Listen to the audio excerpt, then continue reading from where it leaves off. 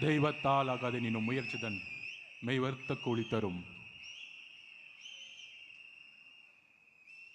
கழக பொதுச் செயலாளர் அண்ணன் ஆனந்த் அவர்களே, கழக நிர்வாக குழு ஒருங்கிணைப்பாளர், தலைமை ஒருங்கிணைப்பாளர் அண்ணன் செங்கோட்டையன் அவர்களே, சகோதரர் பொதுச் செயலாளர் அருண்ராஜ் அவர்களே, ட்ரெஷரர் வெங்கட்ராமன் அவர்களே, சகோதரர் நிர்மல்குமார் அவர்களே, மேடையில் வீட்டிருக்கக்கூடிய அனைத்து மாவட்ட மாநில மாவட்ட செயலாளர்களே, ஒன்றிய செயலாளர்களே, கிளை செயலாளர்களே, வார்டு செயலாளர்களே, நகர செயலாளர் அவர்களே, கழகத்துடைய வேர்களாக இருக்கக்கூடிய இந்த செயல் வீரர்கள் கூட்டத்துக்கு இன்றைக்கு தலைமை தாங்கி நம்மளுடைய கட்சியின் தலைவர் மட்டுமல்ல, 2026 முதல்வர் எங்கள் அண்ணன் தலைவர் அவர்களுக்கு வணக்கத்தை தெரிவித்து, இன்றைய கூட்டம் தலைவர் இன்றைய தேதி தலைவர் நிர்ணயித்த நாள் மிக முக்கியமான நாள். ஒன்று மொழிப்போர் தியாகிகள் நாள். இன்றிலிருந்து 1964-65 காலகட்டங்களில் தன்னுடைய இன்னுயிர்களை மாய்த்து ஐயா தாளமுத்தவர்கள், நடராசன் அவர்கள், சின்னசாமி அவர்கள் என்று ஏகப்பட்ட பேர் தன்னுடைய இன்னுயிரை மாய்த்தி நம்முடைய கட்சியுடைய இரு கண்களாக இருக்கக்கூடிய தமிழ் தேசியத்தை தமிழர் வழியில் தமிழ்நாடு மட்டுமல்ல இந்தியாவே நாளைக்கு தலைவருடைய வழியில் அவருடைய நிர்வாக திறமையின் மூலம் எந்த அளவிற்கு மாற்றத்தை நம்மால் உருவாக்க முடியும், அப்படிப்பட்ட ஒரு நாளாக தலைவர் அவர்கள் இன்றைக்கு தேர்ந்தெடுத்து, இன்னொரு முக்கியமான நாள் தேர்தல் ஆணையம் இன்றைக்கு வாக்காளர்கள் தினமாக இன்னைக்கு வந்து கொண்டாடிட்டு இருக்காங்க. அதோடு முக்கியமான இன்னொரு நாள் கழகத்திற்கு திமுகவுடைய பொய் பிரச்சாரம் என்ன? தமிழக வெற்றி கழகம் புதிய கழகம், இளைஞர்கள் மட்டும்தான் இருக்கிறாங்க. அது வந்து வெறும் ஒரு ஃபேன்ஸ் கிளப் அப்படின்னு நம்ம தேர்தல் எதிர்நோக்கும் போது ஒரு பொய் பிரச்சாரத்தை உருவாக்கிட்டே இருப்பாங்க. ஆனால் இன்று நிமிர்ந்து சொல்கிறோம், தலைவர் வழியில் 2700 ஒன்றிய செயலாளர்களும் நகர செயலாளர்களும் வார்டு செயலாளர்களும் தலைவரால் உருவாக்கப்பட்டு இங்கு அமர்ந்துட்டு இருக்காங்க.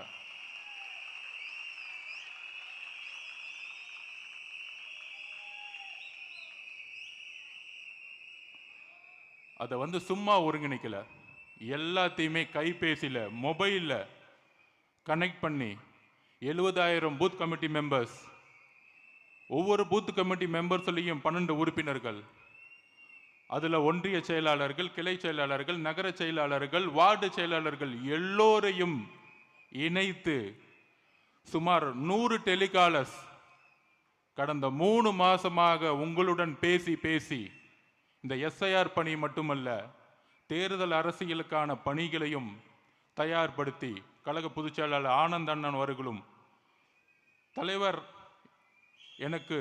என்னை நியமித்த பொழுது தேர்தல் மேலாண்மை அந்த பொறுப்பில் தேர்தலை வெற்றி கொள்வதற்கான ஒரு பேசிக் ஸ்ட்ரக்சரை உருவாக்கக்கூடிய இடத்தில் என்னை நியமித்த பொழுது இந்த எதிர்கட்சிகள்லாம் சொல்கிற மாதிரியே எனக்கும் வந்து ஒரு டவுட் இருந்துகிட்டே இருந்துச்சு. என்னது இங்கே ஸ்ட்ரக்சர் இருக்குமா, எப்படி ஒர்க் பண்ண போகிறோம் அப்படின்னு வந்து ஒரு 8 மாதத்துக்கு முன்னாடி வரைக்கும் இருந்துச்சு. ஆனால் சரியாக இந்த 4 மாதத்துக்கு முன்னாடி 3 லட்சம் பதவிகளை அண்ணன் ஆனந்த் அவர்கள் வந்து வெளியிட்டார் தலைவரோட அனுமதியுடன். 3 லட்சம் பதவிகள். அந்த 3 லட்சம் பேரும் மை டிவிகே ஆப்பில் வந்து இணைத்தோம். அப்புறம் பிஎல்ஏ அதில் 100 டெலிகாலர்ஸ் ஒன்றிய செயலரோட டெய்லி பேசிகிட்டே இருக்கிறாங்க. கிளை கழக செயலாளரோட, மாவட்ட செயலாளரோட, வீடு வீடாக எப்படி செல்லணும் எஸ்ஐஆர் பணிக்கு அப்படின்னு பார்க்கும் பொழுது இந்த எஸ்ஐஆர் பணி இருக்கு எனக்கு ஒரு மிகப்பெரிய அதிர்ச்சியை கொடுத்தது. பொதுவாக திமுக அதிமுக எல்லா கட்சியிலையும் வந்து பிஎல்ஏ மீட்டிங்ஸ் போடுவாங்க. அதில் கிட்டத்தட்ட பார்த்தீங்கன்னா 60,000 பேர்னா ஒரு 20,000 25,000 பேர் தான் மொத்தமே இருப்பாங்க. ஆனால் வெளியே பார்த்தா நிறைய பேர் மாதிரி தெரிவாங்க.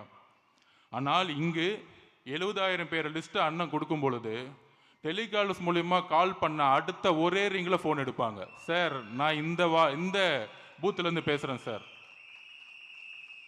அப்போ எனக்கு இதை ரொம்ப ஆராய்ச்சி பண்ணும்போது தெரிஞ்சிச்சு என்னன்னா, நீங்கள் சொல்கிறீங்களே ஃபேன்ஸ் கிளப்பு, இவங்கெல்லாம் வந்து தேர்தலுக்கு புதுசு இல்லை. திமுக அதிமுகன்னு மாறி மாறி வேலை பார்த்து உங்களுடைய எல்லா பொய்களையும் உண்மைகளையும் என்னன்னு தெரிஞ்சுக்கிட்டு இந்த இடத்துக்கு வந்திருக்காங்க. தேர்தல் அனுபவம் மிக்கவர்கள்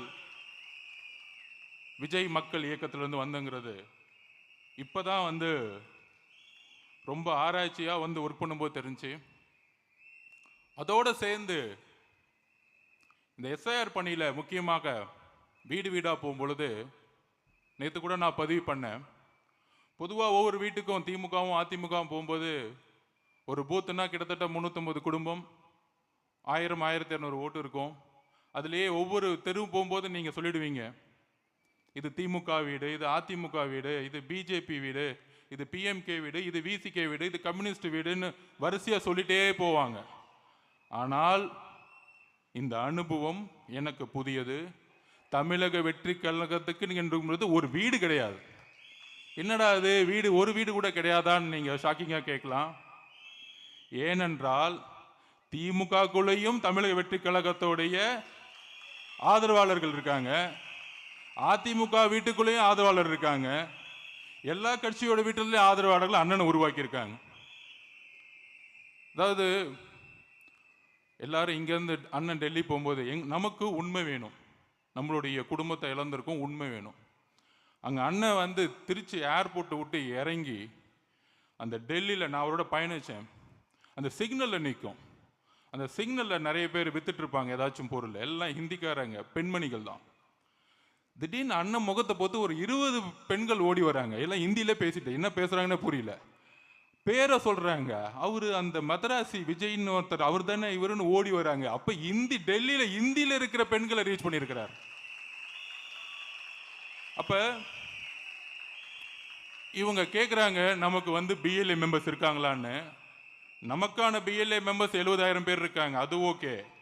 ஆனால் திமுகவுக்கு இன்னும் புரியல. மதிப்புக்குரிய ஸ்டாலின் அவர்களே, உங்களுடைய அமைச்சர் வீட்டிலையும் எங்களுடைய ஸ்லீப்பர்ஸில் இருக்காங்க. திரு எடப்பாடி பழனிசாமி அவர்களே, உங்களுடைய முன்னாள் அமைச்சர் வீட்டிலே எங்களோட ஸ்லீப்பர்ஸில் இருக்காங்க. அண்ணன் திருமானன் அவர்களே, நீங்க என்ன எவ்வளவுனா திட்டிக்கோங்க, ஆனா உங்க கட்சி மாறி ரொம்ப நாள் ஆச்சுங்க. அங்க நீங்களும் ஒரு 20 பேர் மட்டும்தான் இருக்கீங்க உங்க கட்சியில. நாங்க ஏன் உங்களுக்கு பதில் கொடுக்க மாட்டேங்கிறோம்னா, ஒரு 20-30 கட்சி தலைவர்கள் மட்டும்தான் பேசிக்கிட்டு இருக்கீங்க, ஆனா தொண்டர்கள் மொத்தமா இங்க மாறிட்டாங்க. நம்ம கட்சிக்காரெல்லாம் கேட்போம், என்னென்ன இப்படி திட்டிகிட்டே இருக்காங்க நம்மள, நம்ம பதில் கொடுக்க மாட்டேங்கிறேன்னு. நண்பர்களே, ஒன்று புரிஞ்சுக்கோங்க. 2016 அம்மா சொன்னாங்க, ஜெயலலிதா அம்மா, என்னை எதிர்த்து 15 கட்சி நின்றுகிட்டு இருக்கு, நான் மக்களை நம்புறேன், மக்களுக்காகவே நான் அப்படின்னு சொன்னாங்க. 16க்கு அப்புறம் வரலாறு திருப்பியும் உருவாகிறது. 2026 நம்மளை எதிர்த்து திமுக கூட்டணி கட்சி 13 கட்சி, அதிமுக கூட்டணி கட்சி 8 கட்சி. அப்புறம் அடுத்தது இன்னொருத்தர் பேசிக்கிட்டே இருப்பார், பேச வேணாம். அப்ப ஆக மொத்தம் கிட்டத்தட்ட 24 கட்சி. அண்ணன் எப்படின்னு சமாளிக்கிறீங்க அப்படின்னு பக்கத்துல இருந்து கேட்கலான்னு பார்த்தேன். அதுதான் நம்பிக்கை, மக்கள் அவர் மீது வைத்த நம்பிக்கை. நீ கட்சியா கூட்டணி உருவாக்கிட்டு இருக்க. அதுவும் திமுக இப்படி ஆயிடுச்சுன்னா, செங்கோட்டையன் என்ன சொல்லிட்டு இருந்தேன், ஆனா திமுக இப்படி ஆயிடுச்சுன்னா 2021 அப்புறம் 2021 முன்னாடி எதிர்கட்சியா இருக்கும்போது நம்ம ரொம்ப பிடிச்சி போச்சு, எல்லாத்துக்கும் போராடுவாங்க. திமுக 21 அப்புறம் 2 விஷயத்தை மாத்தினாங்க.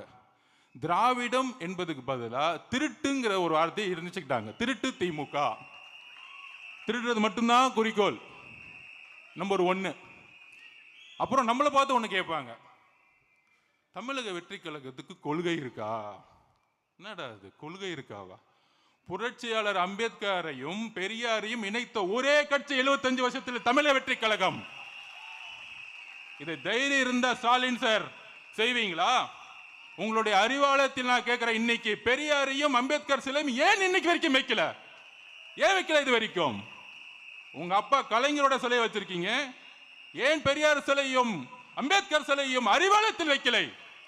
இதை சொல்லுங்க பெரியாரிஸ்டுக்கெல்லாம். அண்ணன் திருமாவளவன் இந்த கொஸ்டின் கேட்கட்டும்.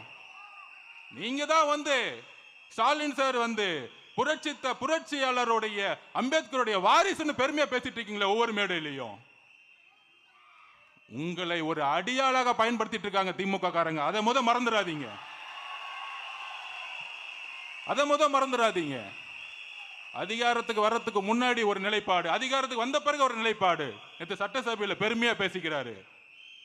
ரொம்ப சந்தோஷமா இருக்கு. என்னோட சாதனையை நானே முறியடிச்சுக்குவேன். என்னப்பா சாதனை பண்ண? அநேகமா அவருக்கு தூக்கத்தில் நடக்கிற வியாதி வந்துருந்துச்சுன்னு நினைக்கிறேன். அப்படியே தூங்கிட்டே நடந்துட்டே இருக்கிறாரு. திடீர்னு ஒரு பேப்பருக்கு எடுத்து அப்படி படிச்சுட்டு போயிடுறது. அதுல பாதி நம்ம தலைவரை திட்டிக்கிட்டே இருக்கிறது. ஆனா அதுல பேர் சொல்ல மாட்டாராம். அதுல வேற ஒரு பெரிய விஷயம். ஏன்பா இவ்வளவு பயம் கேட்கிறேன்? உங்ககிட்ட ஆட்சி இருக்கு, அதிகாரம் இருக்கு, சொந்த புள்ள வேற இருக்கிறாரு, அடுத்த 50 வருஷம் தமிழ்நாட்டை காப்பாற்ற போறாருன்னு. என்ன சாதனை தெரியுமா? பையனை துணை முதலமைச்சர் ஆக்கிட்டார். ரொம்ப சந்தோஷமான விஷயம். அப்பா எனக்கு வயசாயிருச்சு, அதனால உன்னை உருவாக்கிட்டேன் அப்படி அப்படின்னு அப்பப்ப பிஜேபி திட்டிக்கிட்டே இரு, உன்னை அடுத்த பெரியார்னு சொல்றதுக்கு ஒரு கூட்டம் வந்துடும். அப்புறம் அம்பேத்கர் வாழ்வுன்னு சும்மா மேடையில் சொல்லு, இன்னொரு கூட்டம் வந்து அடுத்த புரட்சியாளர்னு சொல்றதுக்கு. இதுவாடா தமிழ்நாடு? இதுங்கெல்லாம் தலைவருங்க 40 வருஷமா உட்காந்து மேடையில் பேசிட்டு இருக்கீங்க. எங்கு கொள்கை ரீதியாக நாங்கள் பிஜேபி எதிர்க்கிறோமோ நாங்கள் அங்கு எதிர்ப்போம். நீட்டு பிரச்சனை, ஜிஎஸ்டி பிரச்சனை, ஹிந்தி மொழி திணிப்பு, எந்த இருந்தாலும் முதல் குரல் எங்ககிட்ட வரும்.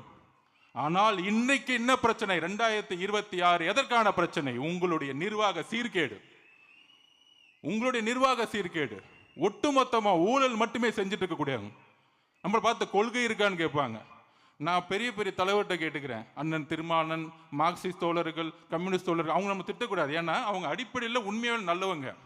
சேர்க்க தப்பு, அவ்வளவுதான். அப்ப அவங்கள பார்த்து நான் கேட்கிறேன், உங்களால் ஒரு பிரஸ் கான்ஃபரன்ஸ் நடத்தி திமுக ஊழல் இல்லாத கட்சி நிமிர்ந்து சொல்ல முடியுமா உங்ககிட்ட? நான் திருப்பி கேட்கிறேன். மதவாதத்தை நாங்கள் எதிர்க்கிறோம் உறுதியாக, இந்தி மொழி திணிப்பை நாங்கள் எதிர்க்கிறோம் உறுதியாக. ஆனால் இன்னைக்கு அண்ணன் திருமாவளவன் அவர்களோ மார்க்சிஸ்ட் கம்யூனிஸ்ட் கட்சி தோழர்களோ ஒரு மேடையில் உட்கார்ந்து இல்லை இல்லை திமுக ஊழல்வாதி கட்சி இல்லை, அண்ணன் செந்தில் பாலாஜி அவர்கள் ஒரு சிறந்த கம்யூனிஸ்ட் தோழர், அண்ணன் செந்தில் பாலாஜி புரட்சியாளர் அம்பேத்கருடைய வாரிசு, நம்ம நேரு அவர்கள் பெரியாருடைய வளர்ப்பு பிள்ளை, சொல்லுங்க தைரியம் இருந்தா. கொள்கையை பத்தி பேசுறீங்க. கொள்கையை அமல்படுத்தக்கூடிய இடத்துல இருக்க யார் இருக்கீங்க? நான் கேட்கிறேன், கொள்கையை அமல்படுத்த இருக்கக்கூடிய யார் இருக்கீங்க? முதல்வர் ஸ்டாலின் அவர்கள் சுத்தி யார் இருக்கா? செந்தில் பாலாஜி அவர்கள். அவருக்கு என்ன தகுதி இருக்கு? ஒரு 2 நிமிஷம் பெரியாரை பத்தி பேச சொல்லுங்க, நான் இங்கேயே தூக்க மாட்டேங்கிறேன், நான் இங்கேயே போயிடுறேன், அரசியல் விட்டே போயிடுறேன். ஒரு 2 நிமிஷம் அண்ணன் நேரு புரட்சியாளர் அம்பேத்கர் பத்தி பேச சொல்லுங்க. அண்ணன் துரைமுருகன் அவர்களை ஒரு 2 நிமிஷம் தாஸ் கேபிட்டல் மூலதனத்தை பத்தி பேச சொல்லுங்க பாப்போம். அதாவது நம்மளை பார்த்து சொல்றாங்க, மிரட்டிட்டாங்க, பயந்துட்டாங்கன்னு. தம்பி, முதல் சைக்காலஜி தெரிஞ்சுக்குவாங்க. யாரு மிரட்டுறாங்களோ அவங்க தான் பயப்படுறாங்கன்னு அர்த்தம். யாரு அமைதியா இருக்காங்களோ அவங்க தான் தைரியமா இருக்காங்கன்னு அர்த்தம். எங்க தலைவர் இந்த 2 மாசமா கட்சியோடைய கட்டமைப்பை மிக துல்லியமாக ஒவ்வொரு பூத்துலையும் மக்களிடம் போய் சேர்க்கணும், டோர் டு டோரை போய் சேர்க்கணும்னு சொல்லிட்டு உருவாக்கின பணியில இன்னைக்கு அதோடைய வெற்றிக்கான ஒரு கூட்டமாக தான் இன்னைக்கு நடத்திக்கிட்டு இருக்கோம். அவர் பேசல. இன்னைக்கு 5 மணிக்கு மொழிப்போர் தியாகிகளை பத்தி முதலமைச்சர் ஸ்டாலின் சார் பேச போறாரு. நம்ம மீட்டிங் முடிஞ்சோன்னு தான் பேச போறாரு. நீ எழுதி வச்சுக்கோங்க. 400 பேர் பார்த்துட்டு இருப்பான் எல்லா சேனல்லையும், யூடியூப்ல 400 பேருக்கு மேல தாண்டாது. அந்த 400 பேருக்கு ஒரு பெரிய ஐடிவிங்க, அதுக்கு ஒரு மினிஸ்டர், அதுக்கு ஒரு செய்தித்துறை. எங்கள் தலைவர் இப்ப பேசுறதுக்கு அடுத்தது பேசுறதுக்கு வெயிட் பண்றோம் பாத்தீங்கன்னா 5 கோடி பேர் வெயிட் பண்ணிட்டு இருக்காங்க. 5 கோடி பேர்.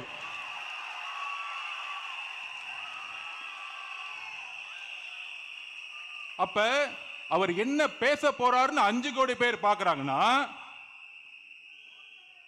வேலை எல்லாம் பாக்குறான்னு நினைக்கிறீங்களா? அவர் தான் எதிர்காலத்தின் முதலமைச்சர்னு தெரியும் மக்களுக்கு. அவர் பேசுறதை ஏன் பாக்குறாங்க? வேற நாதி இல்ல. உங்களை நம்பி 70 வருஷம் நம்பி போச்சு. இன்னொரு கட்சி நம்பி 60 வருஷம் போச்சு. அப்ப எங்களுக்கு இருக்கக்கூடிய புதிய நம்பிக்கை நீங்கள் ஒருவர் தான். நீங்க சொல்றது அண்ணா சொன்னது கரெக்ட் தான். நம்மளுடைய பொதுச் செயலாளர் மக்கள் அதுவும் பெண்கள் அமைதியா இருப்பாங்க. நீங்க பெண்கள் மட்டும் பாருங்களேன், அமைதியா இருப்பாங்க.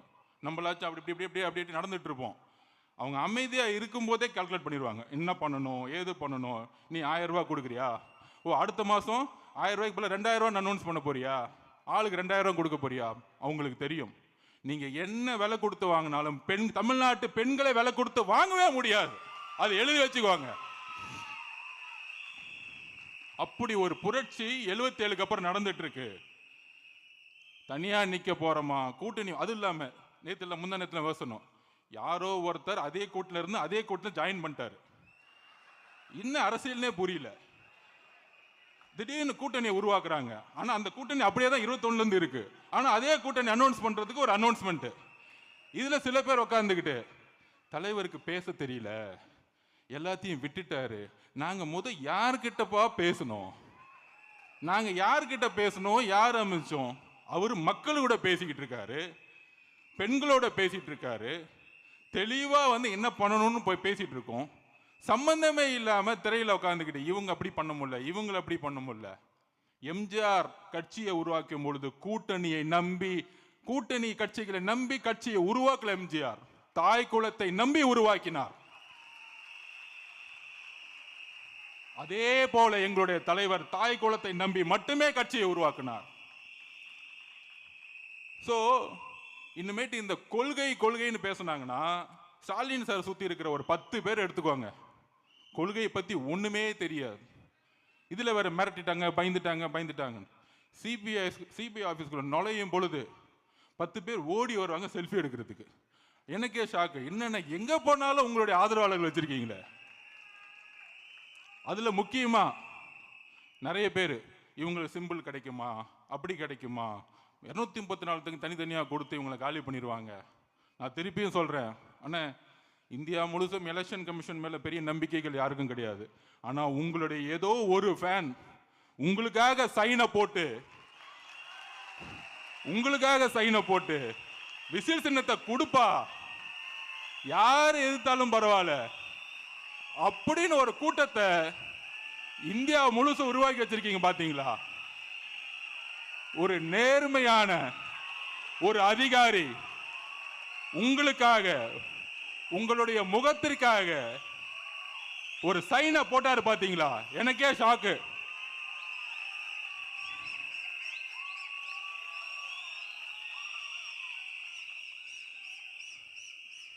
இந்த மாதிரி எந்த கட்சி தலைவருக்கு நடந்தது கிடையாது. இதுக்கு மேல என்ன வேணும்? நம்ம பணி செய்யணும். பெண்கள் ரெடி ஆயிட்டாங்க, தாய்க்குளம் ரெடி ஆயிட்டாங்க. ஆனால் என்ன சேலஞ்ச் தெரியுமா? திமுக என்ன தெரியுமா நினைக்கிறாங்க? இந்த எலெக்ஷன்ல 3000 கோடி இறக்குவாங்க. இன்னொரு கட்சி அந்த கட்சின்னு சொல்லிட்டு ஒரு 5000 கோடி இறப்புவாங்க. ஒவ்வொரு ஓட்டுக்கு 2000 3000 கொடுப்பாங்க. ஆனால் தமிழக மக்களே, முக்கியமாக தாய் குலமே, இந்த 3000 ரூபாய்க்காக அடுத்த 25 வருஷ வாழ்க்கையை நம்ம இழந்துடக்கூடாது. அதுதான் எங்களுடைய வேண்டுகோள். அவருடைய நீங்க பார்த்திருப்பீங்க ஆடியோ ரிலீஸ்ல, மலேசியால என்ன ஒரு பெரிய கூட்டம், எத்தனை பேர் தன்னை ஒரு எவ்வளவு பெரிய அன்பு இணைப்பு, அந்த உலகமே ஒரு என்ன மாதிரி உலகம், எவ்வளவு ஒரு எல்லாமே கிடைக்கக்கூடிய புகழ் இருக்கு, பணம் இருக்கு, எல்லாமே இருக்கு. இன்னும் 20 வருஷத்துக்கு அவர் இந்த துறையில எங்கேயோ போயிருக்க முடியும். ஆனால் ஒருத்தர் புதிதாக கட்சியை ஸ்டார்ட் பண்ணி அங்கிருந்து திருப்பியும் நான் உச்சத்தை தொடுவேன்னு கூடிய ஒரு நம்பிக்கை இருக்கு. அந்த நம்பிக்கை எந்த மனுஷனுக்கும் வராது. உண்மையாக சொல்றேன். நான் விளையாட்டு துறையில் இருக்கேன். இன்னைக்கும் காலை நான் 6 மணிக்கு கிரவுண்ட்ல இருக்கிறேன். எனக்கு பிடிச்ச துறை. 30 வருஷமா இருக்கிறேன். என்ன அரசியல் வந்தாலும் காலையில் முதல்ல 6 மணிக்கு விளையாட்டு துறை இருக்கலாம்.